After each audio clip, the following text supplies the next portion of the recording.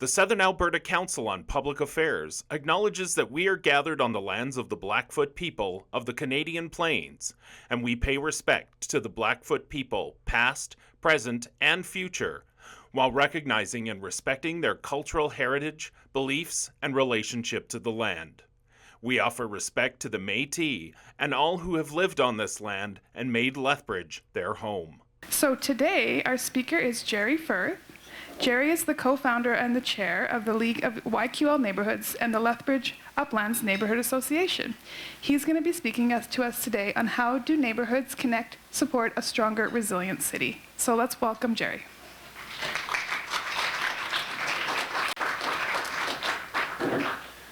Good afternoon, thank you. I feel like I should do a curtsy.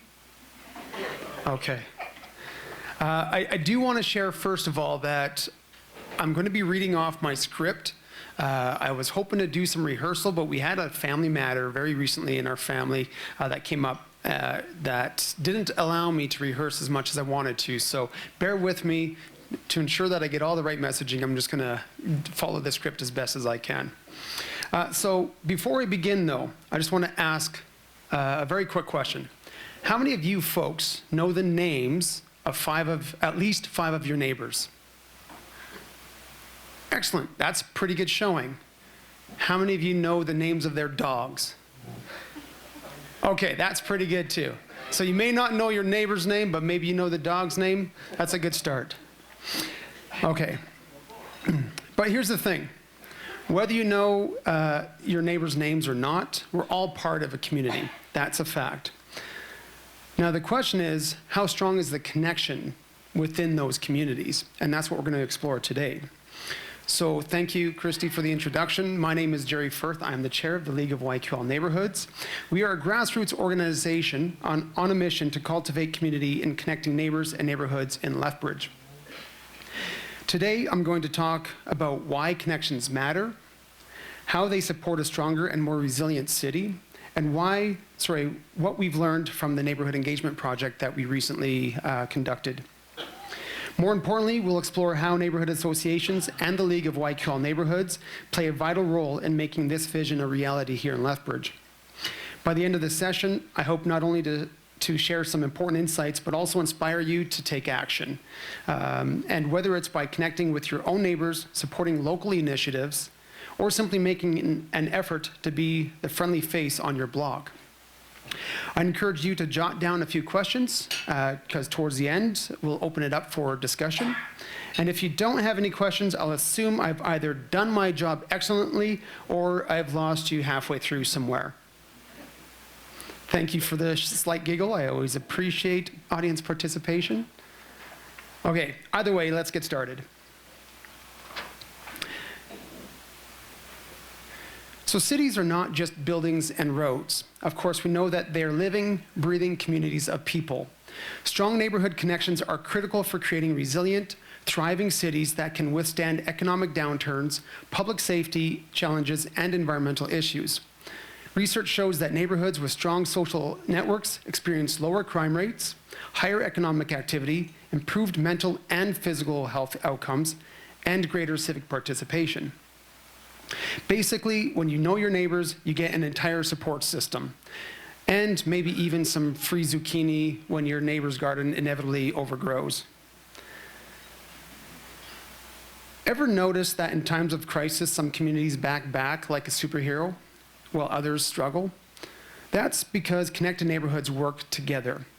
They check in on each other, share resources, and organize support faster than you can say emergency preparedness kit. Can you guys say that with me? Emergency preparedness kit. There you go. The neighborhood just rebounded. Whether it's a power outage, a flood, or someone running out of coffee, arguably a crisis for some people. I'm a tea drinker, not a crisis for me. But strong communities step up. And it's not just emergencies. When neighbors know each other, they keep an eye out. They report suspicious activity and create a safer environment. It's a lot harder for porch pirates to strike when everyone on the street has eyes like eagles. Further, belonging matters. People who feel attached to their neighborhood take care of it. It's the difference between a place where people pick up litter and one where tumbleweeds are the most active residents. Especially this year. I think every day I'm picking up at least 5 tumbleweeds. Am I the only one, or is that? Okay. Fun fact, the more connected neighborhood is, the more likely people are to vote, volunteer, and engage in civic life. Why? Simply because they care. And because their neighbor Dave won't let them hear the end of it if they don't. Sorry if there's any Daves in the room. Neighborhood connections also boost the economy. Local shops and services thrive when people choose to support businesses run by folks they know. Who needs Amazon when Susan down the street sells the best homemade jam? And let's not forget health. Research shows that strong social ties reduce stress, anxiety, and even chronic disease. So joining the community garden club isn't just about tomatoes, it's basically free therapy. And loneliness isn't just sad, it's literally bad for your health. Studies say that it's as harmful as smoking 15 cigarettes a day. But a connected neighborhood is like a built-in support system.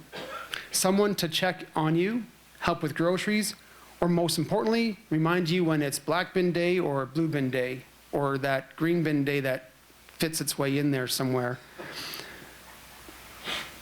Now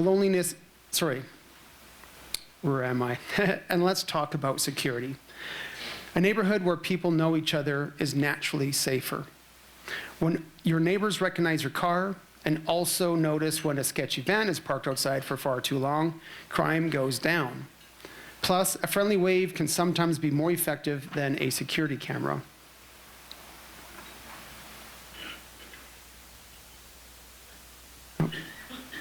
I'm a little bit too far in my slides. A connected neighborhood isn't just good for safety, it actually makes people happier. Feeling like you belong in a community gives life more meaning. And let's be honest, it's always nice to have a neighbor who invites you over for a barbecue instead of just awkwardly nodding at you in the morning. And neighbors also offer real practical support. Need a cup of sugar? A ride to work? A backup babysitter because your kid's school randomly announced a PD day? Is that right, Christy? That's what a good neighborhood is for. And let's not forget the kids. A strong neighborhood provides young people with role models, safe places, and of course, opportunities to get involved. Studies show that kids in connected communities develop better social skills, confidence, and leadership abilities. Plus, they also learn early the importance of returning borrowed tools. I'm trying to land some jokes. I get a few laughs in there, and I appreciate that. Thank you. Bev, if that was you, thank you. Keep it going. These collective and individual benefits of neighborhood engagement and social connectedness directly supports 5 of the 6 focus areas in the current City Council strategic plan. First, economic prosperity. Local businesses thrive when residents are connected and engaged. Strong communities encourage local shopping, economic development, and job creation. When it comes to healthy and diverse communities, studies confirm that social isolation is a major factor in mental and physical health problems. So connected neighborhoods provide a support system that promote better health outcomes. Cultural vibrancy. Engaged communities participate in cultural events, strengthen local identity, and attract new residents and visitors. When it comes to quality design, thoughtfully designed neighborhoods with parks, community spaces, and walkability encourage social interactions and increased livability. And then there's the environmental responsibility. Residents in engaged communities are more likely to participate in sustainable initiatives, including urban gardening, waste reduction, and environmental advocacy. So, what does this mean? Well, when we invest in neighborhood connections, we're strengthening the entire city.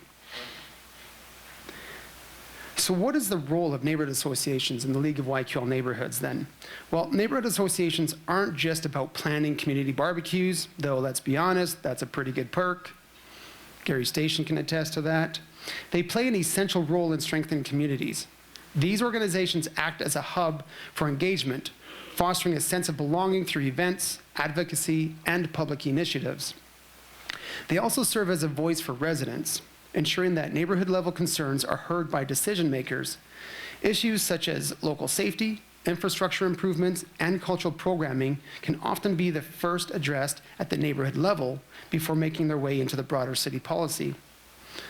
The League of YQL Neighbourhoods is a collective effort to support, connect, and empower these associations. By providing resources, training, and citywide network, the League helps neighborhood associations be more effective and sustainable. Additionally, the League advocates for policies that enhance neighborhood livability, ensuring that strong, connected communities remain a priority in Lethbridge. It's all about bringing people together, whether that's for social events, advocacy, or just making sure everyone has a friendly face nearby. And yes, maybe even helping people learn their neighbors' actual names instead of just that guy with the dog. That's a callback. Okay. Before 2014, Lethbridge had several neighborhood associations, but only 3 remained active due to limited engagement and support. This wasn't because people didn't care. It's just that without proper resources, neighborhood groups can struggle to sustain momentum. It's a bit like trying to start a hockey team without a hockey puck. Lots of enthusiasm, not much to pass or shoot. So despite these challenges, they laid the groundwork for future collaboration. Recognizing the need to strengthen these connections, the city launched an initiative in 2014 to support and grow neighborhood associations as a conduit to help create a greater sense of community in our neighborhoods, sparking renewed community engagement. As momentum grew, the Council of Lethbridge Neighbourhoods was formed in 2015 to provide a community-based support system that worked in partnership with the city initiative. However, when the city's program was phased out around 2018, some traction was lost, and the Council of Lethbridge Neighbourhoods eventually dissolved themselves. But community connections are like dandelions, hard to get rid of, and always finding a way to grow.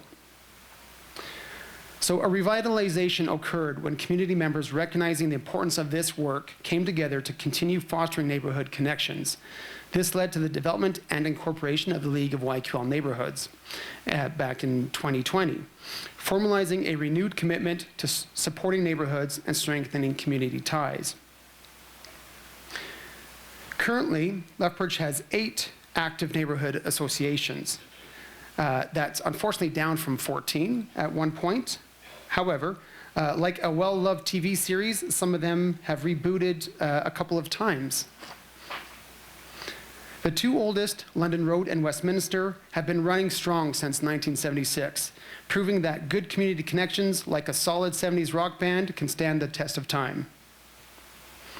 And then the city's 2014 initiative spurred the creation and revitalization of additional associations, providing communities with a platform for engagement, advocacy, and social cohesion.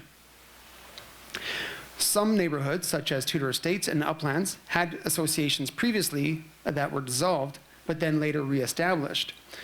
The continued presence of these associations proves that when neighbors get involved, communities thrive. And if you're thinking, hey, my neighborhood could use one of those, great news. It all starts with one person, and that might be you.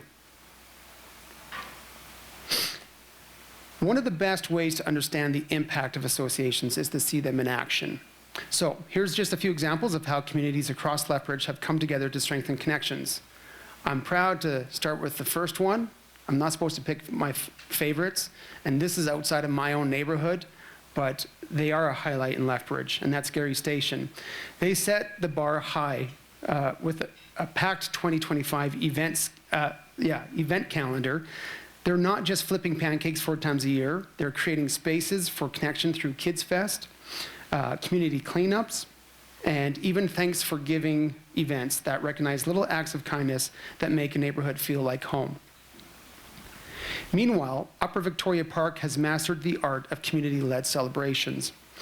Their neighborhood bike parade and hot chocolate party bring people together year-round, and their annual Neighbor Day Festival has grown from a backyard-style gathering into a full-blown community street event, along with a community-wide garage sale. They're also active in shaping city policy, ensuring the neighborhood has a voice in redevelopment plans. Who better to have a say in redevelopment than the people who actually live in that neighborhood? And then there's Westminster, which holds a special distinction. It operates the only neighborhood-run community hall in the city. That's a big deal. The hall, along with their outdoor pool, is a major hub for activities, meetings, and gatherings, keeping the neighborhood vibrant and engaged. These are just a few examples, but they illustrate something important. Small actions can lead to big impacts. Every event, every cleanup, and every gathering help weave the fabric of a stronger, more connected Lethbridge. And who knows, maybe after hearing this, some of you will be inspired to start something of your own. And just remember, it all starts with that first conversation and maybe a well-timed plate of pancakes. So, YQLN was partially inspired by the success of the Edmonton Federation of Community Organizations, or Community Leagues rather. So they serve as an umbrella organization for community leagues, which we name as community or neighborhood associations in Lethbridge. This model has proven to be successful in empowering local groups, engaging citizens, and supporting the creation of healthy, vibrant, and inclusive communities for over 100 years. This model exists in our province. And also not too far from us, the Federation of Calgary Communities also has roots in doing the same thing within Calgary.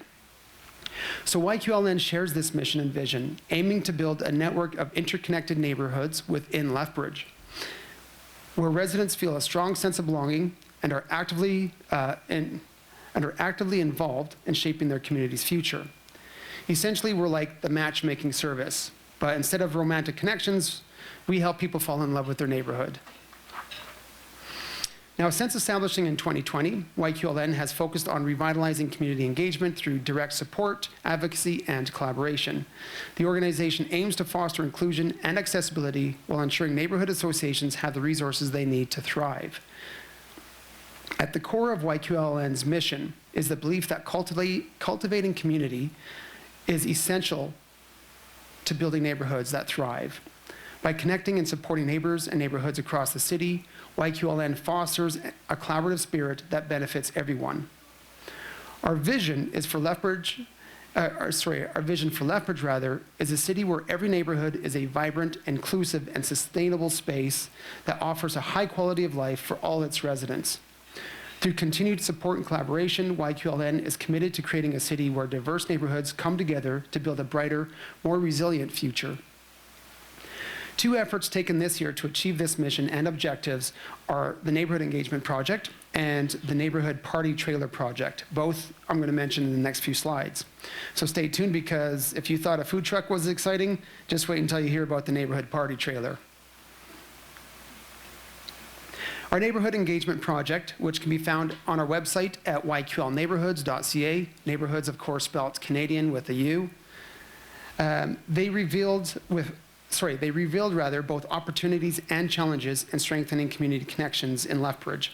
So despite many online neighborhood networks that exist, few residents participate in formal neighborhood associations, highlighting a need for greater visibility, outreach, and capacity supports. Nearly a quarter of respondents were unaware of local networks, pointing to a communication gap. So basically, neighborhood associations exist, but they might be the best kept secret in Lethbridge, which is not exactly the goal.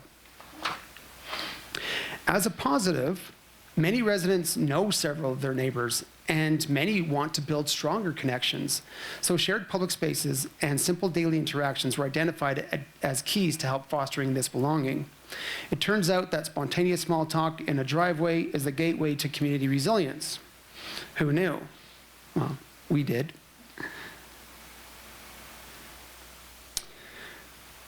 Barriers such as time constraints, lack of awareness, and privacy concerns limit engagement, is what we've heard. But inclusive and accessible events can help overcome them. We get it, life is busy, and not everyone wants to commit to a 2-hour neighborhood meeting when they can be binge watching their latest guilty pleasure on some streaming service. That's why making engagement simple and fun is key. So lastly, there's a strong interest in block parties, festivals, and public gatherings. This underscores the potential for grassroots community building efforts. Investing in these aligns with the city's strategic priorities and strengthens neighborhood engagement. And hey, who doesn't love a good block party? Free food and live music, it's basically a foolproof engagement strategy. So, enter the Neighborhood Party Trailer. As the ultimate party starter, minus the awkward small talk and questionable dance moves. Canoed, I'm looking at you. This mobile community resource is designed to make neighborhood gatherings easy and accessible by removing logistical barriers. No more scrambling to borrow chairs from 3 different people or wondering if you have enough tables. This trailer will have all you need and be covered. It will be fully stocked with event essentials such as tables, chairs, lawn games, a sound system, portable power supply. Apparently, none of the above. Well, hold on, that might have been me. That was me. Now imagine those connections. Oh, sorry, now I'm getting off my page. Basically, it's like a party supply store on wheels, but affordable and way more fun. The trailer will be prioritized for Lethbridge neighborhood groups, but it also will be available for community organizations within a 65-kilometer radius from Lethbridge. It's perfect rather for neighborhood groups looking to build strong connections, but also for community organizations facilitating outreach and engagement. Beyond just being fun, this project also aims to enhance neighborhood safety and social cohesion by fostering relationships, increasing collective responsibility, and creating well-attended community spaces. How this works is the more we gather, the more we look out for each other, as I had demonstrated earlier. This initiative is being made possible through key partnerships with local organizations, funders, and businesses. The goal is to launch this summer, so long as everything goes well and fingers crossed. And if it doesn't, well, maybe we just throw a fundraiser using the trailer itself. Or how's that chicken and egg thing work? We'll figure it out. All right, folks, to wrap things up, the key message here is simple. Neighborhood connections matter, and they matter a lot. They make our community safer, our local economy stronger, and our lives healthier. Even seen with research, we've gathered community insights, and we know that when neighbors connect, everyone benefits. Now, I could say go forth, engage with your community, but instead I'm going to leave you with this thought. Think about the last time you relied on a neighbor for something. Maybe it was borrowing a rake because yours mysteriously disappeared under a pile of leaves. Maybe it was getting a push because your lawnmower stalled halfway through a very uneven mowing job. Or maybe, if you're like me, it was quietly hoping your neighbor would tackle the dandelions first so that you could pretend like you were just about to do it. Now imagine if those connections weren't just about spring cleanup, but about building real relationships. Imagine if we all made an effort to create neighborhoods where people felt connected, supported, and valued, not just when the leaves piled up, but all year long. So here's my challenge to each and every one of you. What's one small thing that you can do this week to connect with your neighbors? Maybe it's lending a hand with some leaf raking, checking in on an elderly neighbor, or just offering a friendly nod as you both worked to collect the garbage blown into your yard from the Chinooks. So with that, I want to thank you all for your time and attention. I look forward to your questions. And unless those questions are about why I still haven't raked up my leaves from the last fall, in which case I plead the fifth. But at this point, let's open it up for discussion.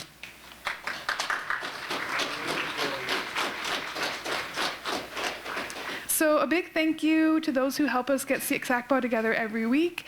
A big thank you to LSCO who provide us this room free of charge. And thank you those who have been patronizing their lunch counter.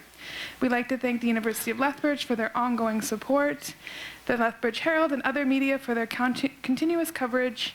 Big thanks to Rogers TV for recording our sessions available on TV and at our SACPA archives. And a big thank you to Tangle Media who helps host our website annually. So next week, our topic is, what story do we create about the homeless? And that'll be presented by Yael Bellinger, Dr. Yael Bellinger. They'll be here next week to discuss that. So now into the Q&A. So those who wanting to ask questions, please line up along the wall. Be sure to state your name and before your question. Keep your question brief. No long preludes or stories. Of course, we want to be polite and respectful. And so we'll have each speaker make sure you speak directly to the mic and state your name. Go ahead.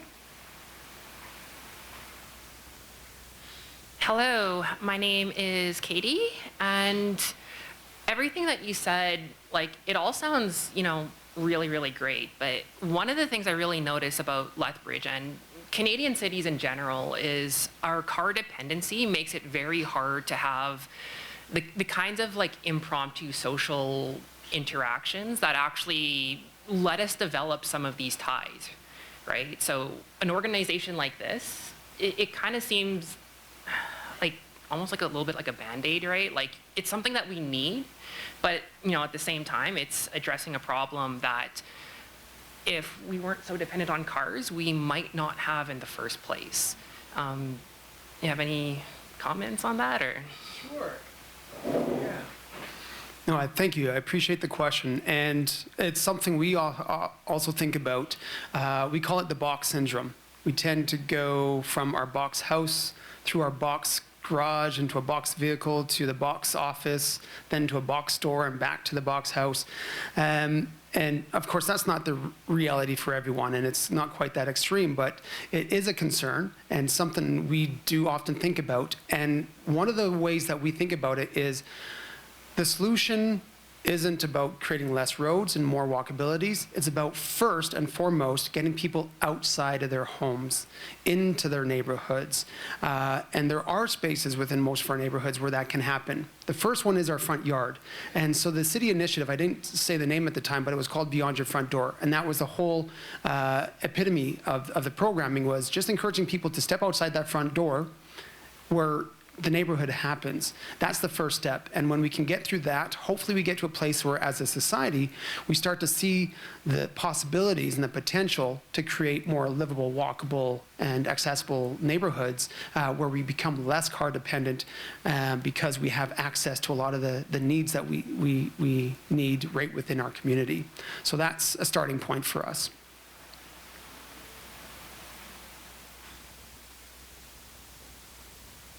Hi, Jerry. Henning Mundel, my name. Before I ask my question, is this your art? It's Canva. Because Jerry is an incredible artist.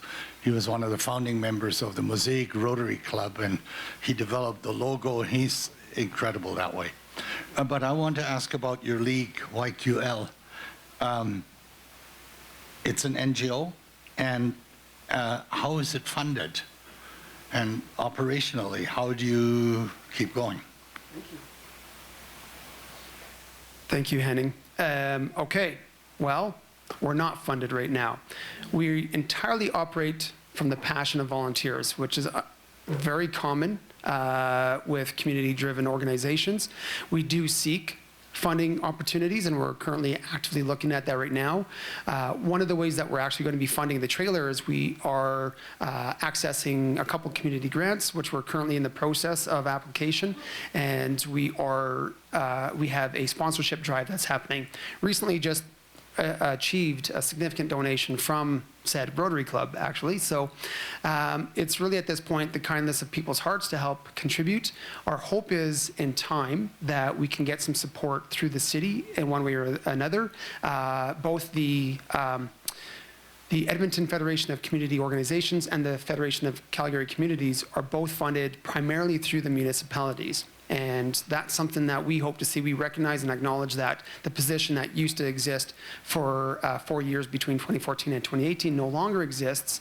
But when you invest that money then into a grassroots organization, it helps to minimize costs, first and foremost, because funding through a nonprofit versus funding a city position already helps with some of those costs. But then, of course, there's other ways. Like most nonprofits, various fundraising efforts we're going to be undertaking, seeking grant sources that might exist at various levels, not just government, but also there's lots of corporate grants that might exist out there. Currently, though, our bank account is this tiny. So we just function off the kindness of the volunteers. Even the space that we meet in is a local business that provides us that space. But we're hoping that we can get some traction. And part of today's conversation is just that, letting people know that we exist so that we can start to enhance our visibility and identity and hopefully encourage people to support what we're attempting to do.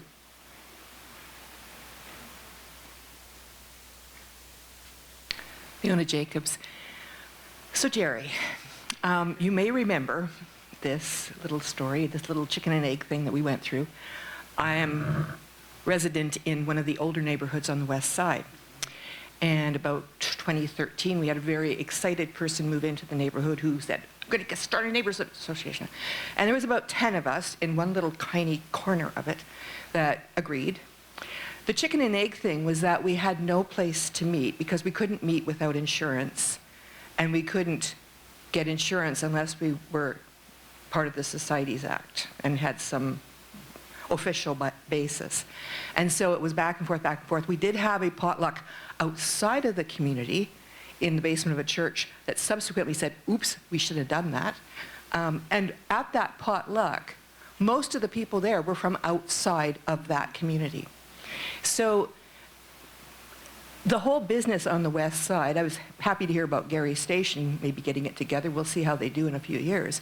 But the newer neighborhoods are, my understanding is they're kind of brought together by the developer, and then they're left to sort of do their thing, and whether they succeed or not is another story. But the issue that we discovered in their older neighborhoods in the west side was that they were built as bedrooms to the south side. They have no sort of community focus, and there were community schools built, but the community schools originally intended to bring the community together can't do that now because they're schools first and insurance is paramount. So how has this changed, and how can we get around this chicken and egg thing if we were to actually try again? Thank you. All the hard-hitting questions. I really appreciate it. Okay, so similarly to the whole car thing is you hit the nail on the head. It's a chicken and egg. There's no first step, really, other than a mindset towards creating opportunities for connectedness. And that can happen many different ways. So even neighborhood associations, they don't have to exist as a formalist society through the Societies Act of Alberta. They can exist as grassroots organizations. Now, of course, then you do get into some of the legalities of where does liability land and those sorts of things. So that's why we do often see and we do encourage neighborhood associations to incorporate as a society, because then they can help navigate those issues around liability insurance, et cetera. It remains, that specific topic around insurance remains a challenge for sure, one that we are actually undertaking this year to see what brokers in Lethbridge can help address some of those needs. And we're hoping that we could be a capacity builder in that through the League of YQL Neighbourhoods to help neighborhood associations broker the line of insurance. However, when it comes to meeting spaces, that's where people need to be creative. It can be someone's home, it can be a local business, but there's also lots of spaces in Lethbridge that have free community rooms. So London Road's an example. ATB used to, I think they've closed that down now. I think First Choice on the west side, I'm not sure, I'm looking at you because I'm not sure if you guys met there or not, but I know there's a few spaces that are free to community organizations to access. So I'm not sure if I answered your question all clear, but I guess at the bottom line is there are ways people can connect if they have a passion for it. And I would say if they're not sure how to do that, that's why we exist. And we would also connect you with existing neighborhood associations. I'm pointing at Christy because she belongs with the Gary Station Neighborhood Association. So, but we have lots of people that have been able to figure out a lot of these hard questions and making some good progress in that direction. So part of what we're hoping to do is also network and connect people from what other people's experiences have been so that they are more successful and don't have to go through all those trials and tribulations.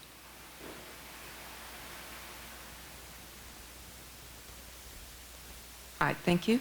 My name's Mary, and my question, I used to live in Edmonton and Calgary, so in those neighborhoods, I did have community centers, and those that didn't have community centers had community schools. So, and I know that with the newer neighborhoods there, they put pressure on the developers to actually build either add a community center or make it a community school. That is, they add funds for the building of the school. Why isn't that being done in Lethbridge? I live in a new neighborhood right now, and I find even in my neighborhood, which is far southeast, there is no playground that is close to the kids in the neighborhood. If they want to walk to the school, it's over 1 kilometer, and that's the closest playground. If they go to the ponds, that's also at least 1 kilometer away. In our neighborhood, there's something called a dry pond, but that doesn't help them to play. And in terms of meeting as a community, that's only good if the weather's nice, because it gets very windy there. So how can you develop, I guess 2 questions, how can you encourage the city to, I guess, push developers into putting money into the communities when they are building, to actually build community centers as a starting point, and this way it's easier for people? Or encourage them to actually put in community centers or something in the areas so that people that are there do have that place? Because I don't know how people would access centers in the city right now if they don't know. If they come in and they're new, they don't know all of this information. So a couple of questions for you. Thank you. All right. Here I thought this was going to be a simple presentation. And no, I do appreciate the question, though. So first, I'm going to do a disclaimer. I'm not with the City of Lethbridge, so we asked the same question. Why? Why don't these things exist, and how can they exist? There's a couple things that we think about. So first of all, when we look at Edmonton and Calgary, where these do exist, these community halls, and they have been done, again, Edmonton has been doing this work for well over 100 years. Calgary shortly in behind that. So they have these mechanisms already built in. And it's all through policy. It's built into their policies. So right now, they're doing a land use bylaw review. And that is an opportunity to share your voice about implementing such policies so that in future developments and redevelopments, that we can have an opportunity to create these kind of centers. It's one of those things, though, where it creates, well, there's some challenges that come with it. So in recently talking with the Edmonton group, they had said that these things are good because they're good for gathering places. However, they also need and require maintenance. And a lot of these organizations are actually finding that they're doing more work on just trying to maintain the building and have less opportunities then to create opportunities for connection. So unless they are properly invested in and supported, they may not always be the right solution. However, some of the opportunities that, or some of the other things that we can consider is having regionalized community halls so that multiple neighborhoods are sharing these spaces rather than a singular entity, so that you have more capacity in taking care of that space and create opportunities for those connections.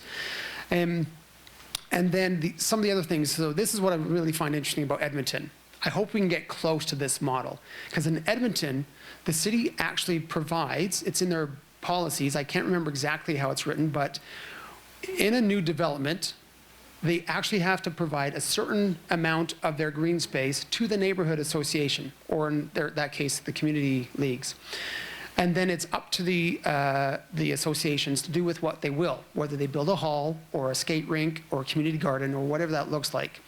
The municipality also provides annual grants to each association. As long as they do their reporting, they can use that funding then as well to help sustain any of these spaces that they've developed. So there is potential, but this is a long trek that we need to create a relationship with the city. So we were actually scheduled to go in front of City Council today. Things didn't work out. We're going to be seeing them in April. Part of our conversation with them is say, let's start a relationship where we can at least start thinking about how we can get there. Here's a potential vision, but what's the first step that we can take in moving in that direction?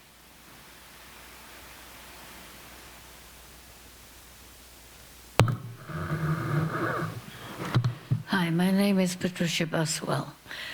I'm privileged that I live in a place that does have a community hall. I'm going to roll back to the 90s when it was being developed. My husband and I thought that was wonderful because we wanted to be snowbirds. That was in the day when snowbirds were acceptable. And we had a big house that we loved. But the thought of leaving it for 6 months every year was a worry, so what could we do? And a very enterprising developer came in, and I don't know how many of you know, well, you all know where Costco is. And right next door to Costco is Parkbridge Estates. And the fellow who developed that said, okay, I'm not just going to build a trailer park. I'm going to build a park that has very nice units in it. And the first thing I've got to do is make a community hall and so on. So we said, well, that would be great, because at that time, they were also keeping an eye on the units while you were away. So that was a complete winner for us. But when I got in there, I realized people were building a unit there in the park and a unit here and so on. So we really, and everybody was from away, so we didn't know one another. And one of my hobbies has always been freelance writing, so I thought, okay, instead of complaining, do something about it. So I started a newsletter.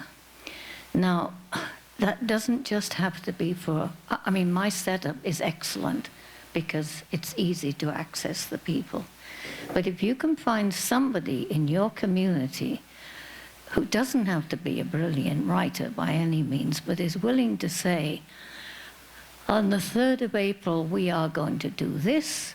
You can get, if how many of you would like to play bridge, let me know, I'll put you all together so that we can actually find out what our local neighbors enjoy that we may never know about.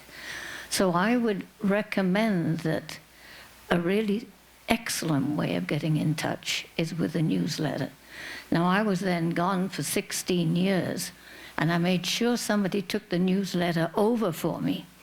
And when I came back, it's now an excellent magazine, which keeps going at all its printing entirely by local advertisers. Now, obviously, it's a seniors' place, so the funeral homes love advertising with us. But we don't pay a thing for that. It's all covered by local, and they come to us now. We don't go and canvass for them. But a newsletter is a really great way. Also, at one time we had, because a lot of people don't love to go to the cinema in the days when they made films that were worth watching. But they didn't want to go alone because they were widowed. And so we'd have a gathering on a certain afternoon, or go and carpool, and then maybe have a meal after. There's all kinds of ways that you can brainstorm to pull a community together. I realize, I repeat, that my place is ideal for it, but newsletters in all those communities could really help.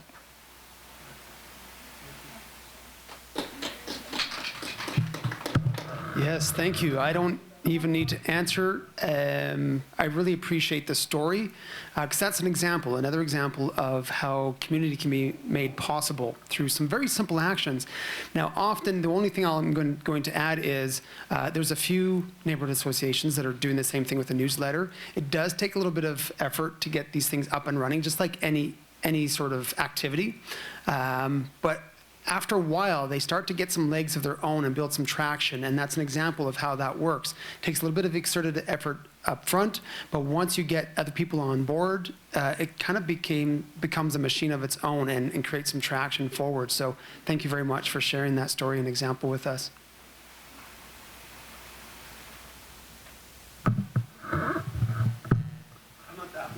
Hello, my name is Knut Petersen. You mentioned dogs being a great way to get to know your neighbors. I can remember the days when kids were a great way to get to know your neighbors, but that doesn't seem to be happening as much now that they're mostly getting finger exercise rather than, more body exercise. But that leads me to the question, schools also used to be, and I think it probably still is to some degree, neighborhood associations. Are you contemplating including schools in your neighborhood associations? The possibility of including schools more in that regard. Thank you, Knud. Absolutely. So the way that we focus on it is anyone within a neighborhood should be a part of that neighborhood.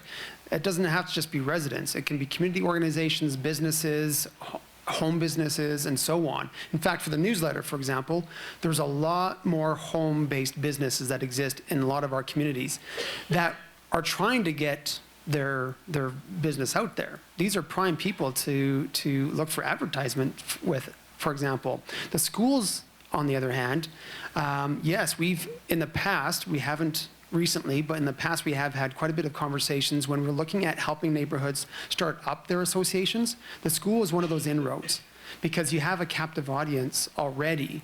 And so there have been neighborhoods that have put advertisements in the school newsletter to say, hey, this is an interest that we have. We're looking for other people who have interest to do this as well. So absolutely, schools play an important role. And someone had mentioned about community-based schools. There are technically 3 in Lethbridge, but yes, they've got to a place where school activities have taken over a lot of the opportunities for communities to use those space. So this, it's something that we need to relook at and rethink through. But there is, of course, a space for schools just like any other entity within a neighborhood. Hi, my name is Justin Ellis, and I just want to describe a scene for you. 64 acres, the largest lake in the city, surrounded by 21 acres of parkland, 2 beaches, plenty of room for everyone, beach volleyball, building sandcastles, self-propelled watercraft, go for a paddle. There's barbecue or fire pits, fish at the public docks, or strolling along walking paths. There's tons of community events planned. There's discounted memberships and rates for programming fees. Winter snow and ice is removed from all the promenades and trails. Annual restocking of the lake with trout. Lawn maintenance of all the association grounds and ice resurfacing on outdoor rinks. So that is Mahogany. It's a homeowner association in a large subdivision in southeast Calgary. Every single property owner in that subdivision, think Copperwood, but in Calgary, every single property owner contributes annually fees towards that. That is on the far end of the expensive side of the spectrum. Now I live in Copperwood.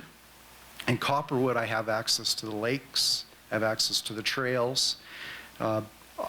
All of that's publicly available. Anyone from across the city can come to those parks, whereas you have to be a paying member or the guest of a paying member to attend those private homeowner association clubs. So we've got 0, but it's not 0. My property taxes are paying for the lawns in the parks to be mowed twice a year and for the trees, the dead trees, to be removed every 5 years. Where do you think the community would like to be? And maybe for the new subdivisions, something like this might be attractive. But for the older subdivisions, they wouldn't be able to do that. So do you see this as an opportunity for future subdivisions to incorporate some of this as an amenity that people would be willing to pay for and reduce the tax base there? Or do you want to ask people to start contributing more for trailers and building picnic shelters and putting them in older parks and building more playgrounds closer to the kids in other communities? Where on the spectrum do you think Lethbridge is now, and is there a room for both? Okay, another challenging question. So I'm going to do my best to walk through this one. First and foremost, homeowners associations, they are different and function different from a neighborhood association. So to clarify that, so as you've explained, homeowner associations, like we often see in a lot of our condos, you pay a fee and that contributes to a collective fund that can help keep up different amenities in those areas. When we did our neighborhood engagement project, one of the things we did hear from a lot of folks is that they did have a concern that neighborhood associations become over bureaucratic. So people aren't really, at least who we heard from, aren't really looking for homeowner associations within neighborhoods. That doesn't mean that they couldn't or should not exist. I do think that there's spaces for this. And perhaps if it is in communities that are more insular, that could be an option. I don't know what that would look like. I think that is a conversation to have, and probably a good time to have it when they're undergoing the land use bylaw review. But I think if it's what a community wants and it's going to create what we ultimately are striving for, which is more connected neighborhoods, more connected communities that can lead to better outcomes overall, I think we're open for it. Thanks, Jerry. I have a question, and similar to the same vein in terms of how the current neighborhood associations capture funding, right? Are folks selling memberships? Are they capturing, like, one of the best things in my particular neighborhood we strive for is like the pool and the community hall, because you can rent it out and then become autonomous in terms of the income. So what are some of the neighborhood associations doing to when they don't have a hall like that to rent out? Yeah, so this goes back to what I talked about earlier. Even with us, we're operating without a lot of funding. And so that's something that we are currently trying to navigate. Is it's a little tricky to ask people to pay a membership when there's no perks to offer them back. So unless people are willing to give a little bit out of their kindness of their hearts because they see a potential to what it can grow to, you're kind of stuck a little bit in a space. So that's where we are looking for alternative funding sources so that we can build projects and programs and initiatives that can then be used as a prompt towards membership.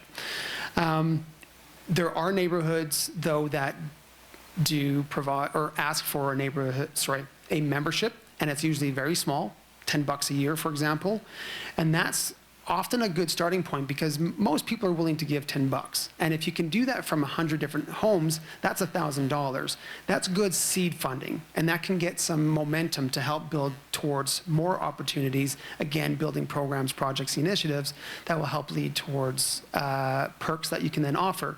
So for what Gary Station's doing, for example, the events that you folks hold, that's an opportunity where you can have member discounts or member-specific events. So then that way people are more willing or likely to pay into a membership because they can see some sort of kickback where ultimately they're going to benefit more greater than what they're contributing.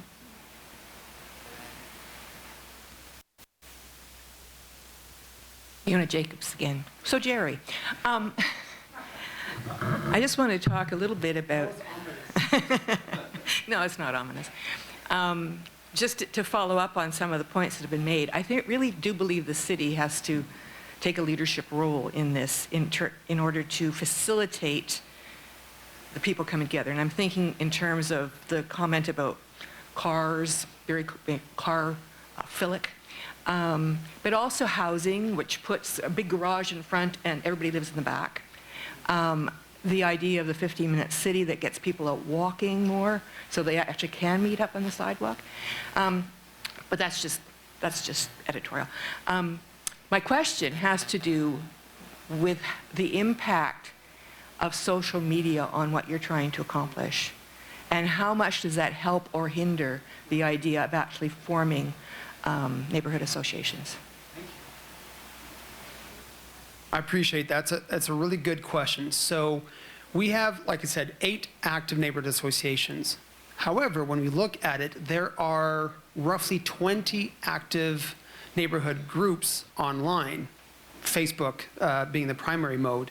All of these you'll find on our website. We actually have them all listed. So if you're not sure how to connect with your neighborhood, if you're on that list, you have some sort of group happening.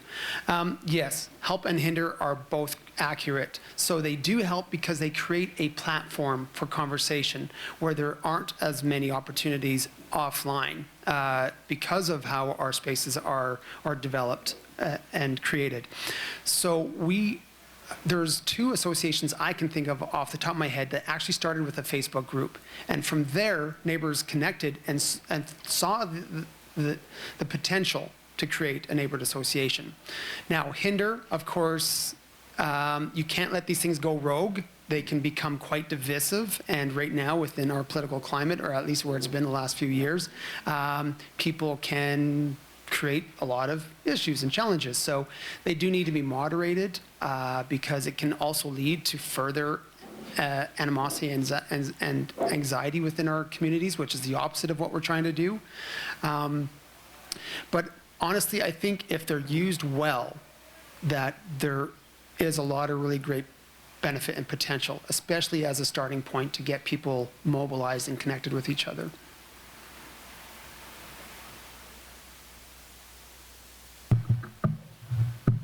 The name is Doug Neal, and I don't belong to an association, but I think I know everybody on the street.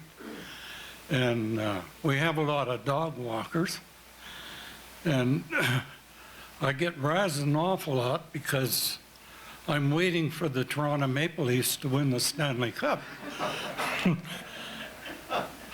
But really, we know that neighbors across the street, we watch for packages on their doorstep. We know all the dog walkers, and they live a long ways away from us. We don't even know where they live, but we know their names and the names of the dogs and stuff. Is this an association? I think it's a good neighborhood. And I get upset with my neighbors because my wife looks out the window and she says, "Look at the neighbors, grass is getting long, you better get out and cut the grass." So I have to do everything that the neighbor, yeah, gives me a problem, these neighborhood associations. So it's a really good thing if you can get around and know your neighbor. Right? And we know that every dog walker, and they live blocks away from us, so you can't get an association like that. We've got them trained so they pick up their messes too. So that's just a story. And my neighbor told me not to tell a story about a three-legged chicken. So. Thank you, Doug. Again, yeah, another great story. And is it an association? Yes, it's an informal grassroots association. It doesn't have to be formal for it to exist. But it makes me think of something that Edmonton has been working on for quite a few years now, pre-pandemic even. And the model that they're trying to approach is that it's difficult to mobilize a larger neighborhood area, especially in Edmonton. Like, these areas are pretty significant. So what they're focused on is to try to find block champions. So that's one person on a block, however you want to define that. It could be literally a block or maybe a full block radius, but one person that champions trying to connect each neighbor in that area. They organize once a year, block party, whatever that looks like, on and on. And when you have these micro coordinators happening within a larger neighborhood, you tend to get the capacity you need then to organize a larger neighborhood. So some things to think about when people are maybe thinking, what can we do in our neighborhood? How can we organize?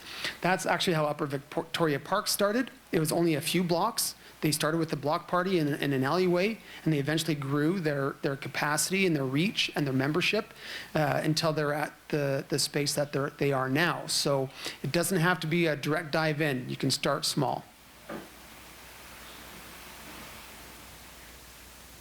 Hello. Hey. There's been a lot of questions I've noticed about land use in particular, and maybe to just like tie everything together and put a little bit of a finer point on things. Would you be able to comment on how our use of exclusive residential zoning means that like we do not have community spaces, community business, things like cafes, pubs, corner shops, ice cream parlors, you name it. Like, we do not have these things in our neighborhoods. And, if you want,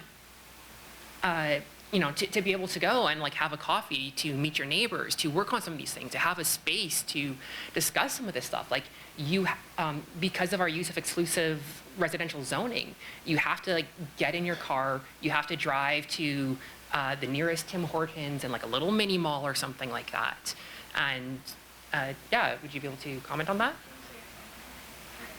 Oh, yes, hello, my name is Katie. Thanks again, Katie. Again, yes, I would agree. I think there's a lot of things we can do differently with our land use bylaw that inhibits a lot of the development issues that we're seeing. And so I can't comment to that directly, especially not being from the city myself. I can say that as an organization, the League of YQL Neighbourhoods, it's something that we do think about, and we have been active in the land use bylaw review. And a lot of the input that we are saying ourselves through workshops, surveys, et cetera, is a part of connected neighborhoods is having access and walkability to all the services that we need, so that we're not having to go 3 neighborhoods away, because it's that space between our house and where we're going is where we can maximize neighborhood connectedness. So it actually brings me to a point of 2 terms. It's either bumping spaces or third places. What these essentially are spaces that are public. They're affordable, they're neutral. We can think of these as our parks or green spaces, but they can also be community gardens, the little libraries that exist in our neighborhoods. It can be the library itself as a fixture. It can be cafes. It doesn't always have to be free, but yet affordable. So the more we have these bumping spaces within our neighborhoods, we start to maximize the opportunities for connection. And so again, I would encourage you folks, if you haven't had a chance to look at the land use bylaw review, that's something I would encourage you to do and put your your input in, so that we can mobilize and move in that direction. Because I think it's something that we need to see some changes around. Great. Well, thank you so much, Jerry, for your time today. Thank you so much for highlighting all the amazing work some of the neighborhoods or stations are doing, and some of the work that we can maybe take some action on to make that connectedness. Did you have a take-home message at all? Say hello to your neighbors. He said, say hello to your neighbors. So thank you, everyone, and join me in thanking Jerry for being here. Take care, everyone. Great.